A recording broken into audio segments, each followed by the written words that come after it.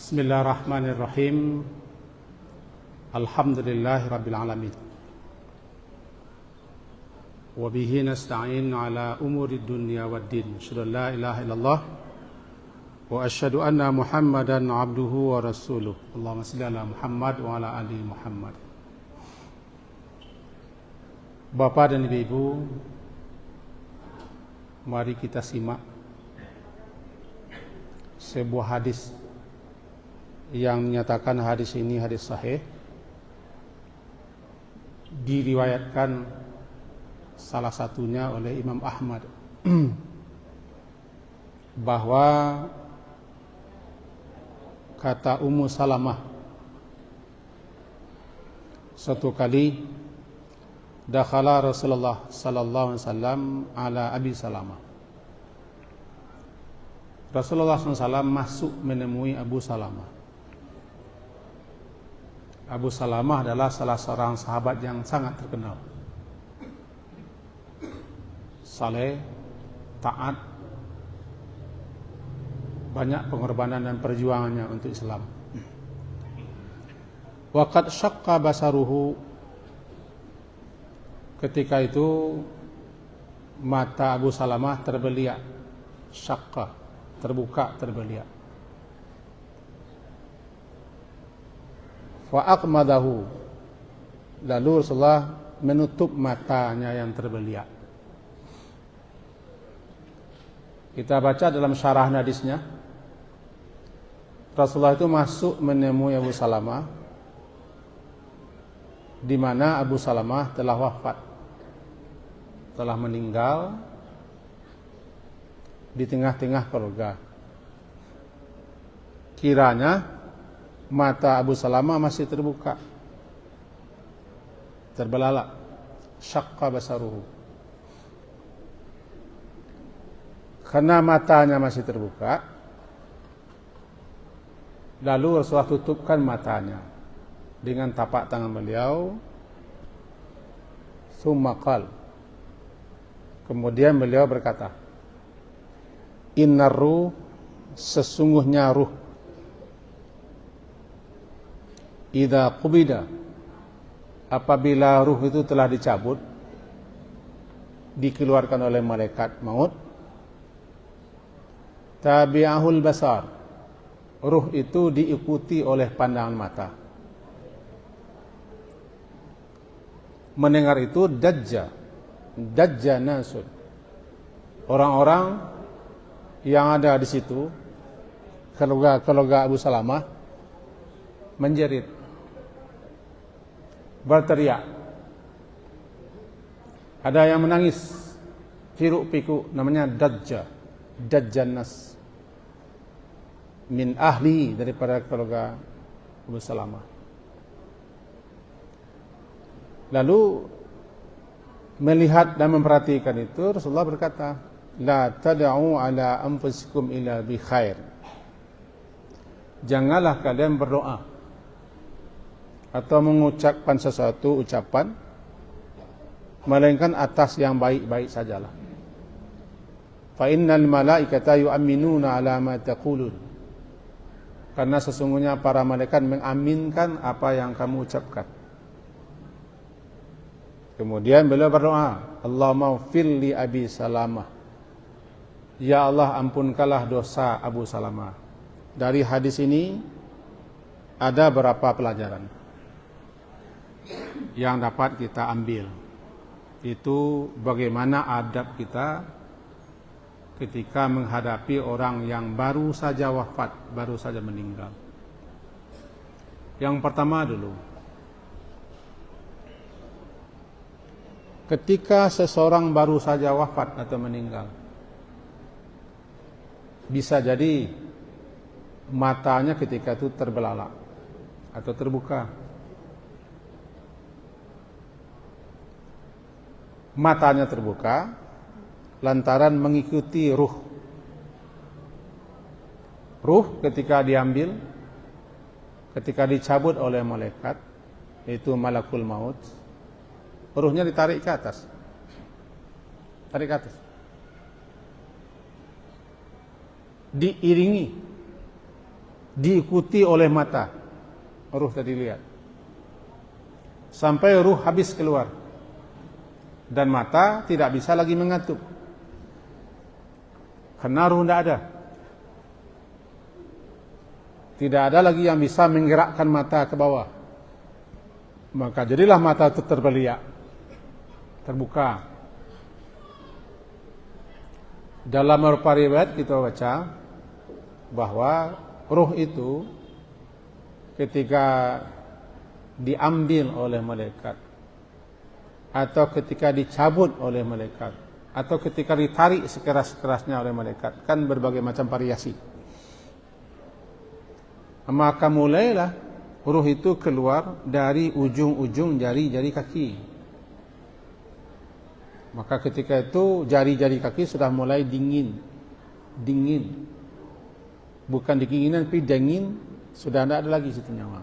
Terus ke atas. Begitu juga jari tangan ke atas.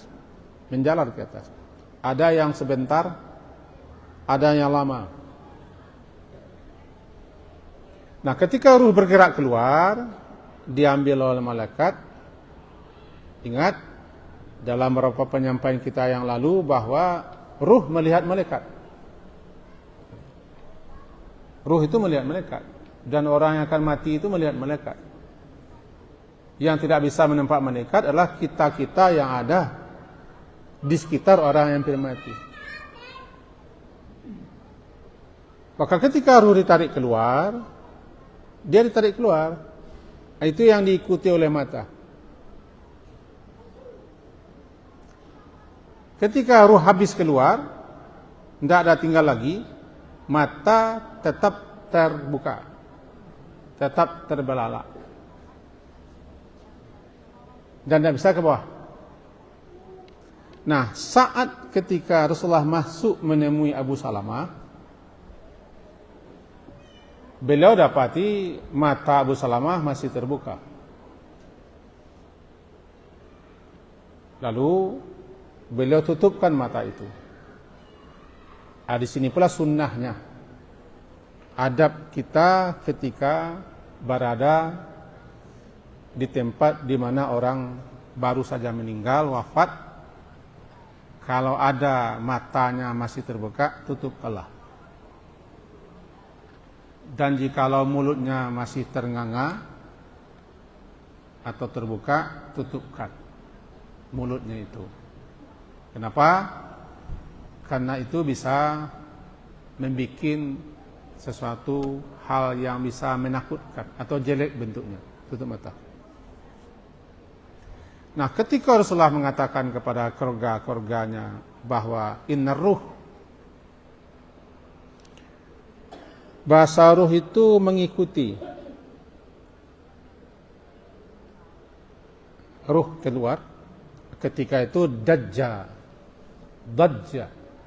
fadajjanna, fadajja nasun.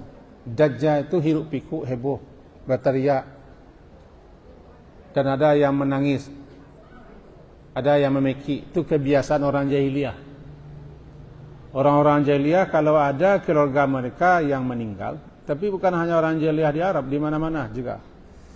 Ada yang berteriak-teriak, ada yang membikin tangis, ada yang berguling-guling, macam-macam lah. Bahkan ada yang merobek-robek baju, menampar pipi, dan berbagai macam tingkah laku. Itu dilakukan oleh sebagian orang ketika itu, karena belum ada larangan. Maka kata Rasulullah, melihat orang-orang berteriak, kenapa? Karena mereka baru sadar bahwa Abu Salamah telah wafat, telah meninggal. Lalu keluarganya berteriak, menjerit. Kata Rasulullah, melarang mereka. La tada'u ala anfusikum. Kalian jangan berdoa atau mengucapkan kata-kata untuk kebinasaan, untuk kecelakaan diri.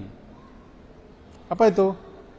Kalau mereka dulu biasa mengatakan kalau mati salah seorang keluarga mereka, mereka mengatakan tiba di bawahnya ndak ada junjung lain. Tampai pijak lah tapat, tampai bagantuang lah putih. Usia kami ketinggal, ba'a kami go. Itu kata-kata itu namanya teriakan jahiliyah. Seakan-akan yang mati itu adalah Tuhannya, tempat bergantungnya, tempat bersandarnya. Seakan-akan yang mati itu yang mengasihnya rezeki,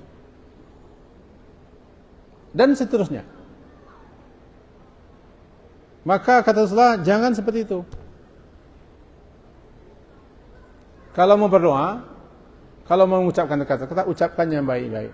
Karena malaikat-malaikat yang ada di sekitar orang yang baru saja mati itu mengaminkan, yu'amminuna ala ma taqulun, mengaminkan apa yang kalian ucapkan. Apa pelajaran yang kita petik di sini? Bagi kita yang hadir,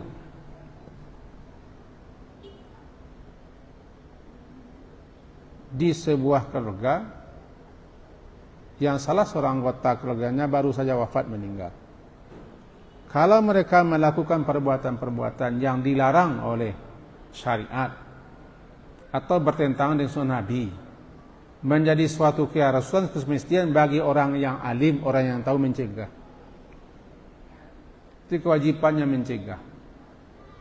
Larang dia dengan bijaksana. Katakan kepada mereka, ini tidak boleh, ini dilarang, ini berdosa, ini melanggar, sebagaimana yang diperbuat oleh Rasulullah, melarang orang-orang, perempuan-perempuan dalam teriak.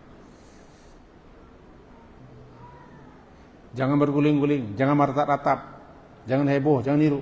Dia sudah meninggal, berdoa sajalah, memohonlah kepada Allah yang baik-baik. Nah, ini petunjuknya begitu. Kemudian setelah itu kata Rasulullah, malaikat mengaminkan apa yang kalian ucapkan. Malaikatnya mana? Ingat, malaikat-malaikat yang ada di situ. Kita tarik kaji kita yang lalu-lalu, bahwa ketika orang akan meninggal, malaikat-malaikat berdatangan sebelum kehadiran malakul maut, atau sebelum kedatangan malakul maut. Malaikat-malaikat yang datang itu membawa kabar gembira kepada yang akan mati atau kabar pertakut,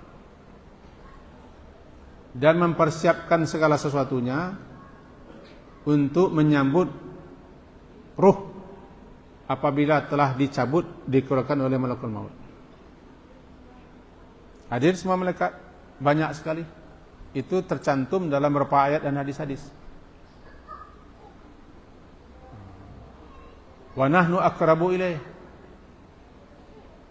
Malaikat-malaikat kami dekat sekali kepada si mayit itu. Kamu tidak melihat, balik la tubsirun, kamu tidak melihat. Malaikat-malaikat itu bertugas memberi kabar gembira kepada yang hampir mati atau ancaman. Kemudian setelah ruh itu keluar, malaikat-malaikat itu yang akan membawa ruh itu ke langit, melaporkan kepada Allah.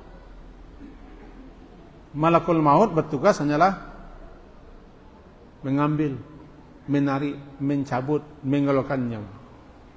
Nah, malaikat-malaikat yang hadir di situ dan malaikat-malaikat lain yang hadir di situ, ketika seseorang mengatakan, mengucapkan kata-kata buruk, teriakan-teriakan, atau seperti orang Jamaah lah hilang sampai bersandar, ndak kamu ngapain, ndak kamu gantuang, Yosia kami go segala macam. Kata-kata seperti itu diaminkan oleh malaikat. Memang betul-betul hilang nanti tempat bersandar, tempat bergantung. Bahasa orang Aceh memanglah jarak tanah taban. Ndak ada leh. Doa-doa seperti itu nanti diaminkan oleh malaikat yang ada di situ. Kemudian yang terakhir, ketika itu setelah mata Abu Salamah ditutupkan oleh Rasulullah, beliau mengucapkan, Allahumma ghfir li Abi Salamah. Ya Allah, ampunkanlah dosa Abu Salamah ini. Satu. Yang kedua, warfa' darajatahu. Angkat tinggikanlah derajatnya fil mahdiyyin, bersama orang-orang yang mendapat petunjuk. Dua, wakhlufhu fi aqibihi fil ghabirin.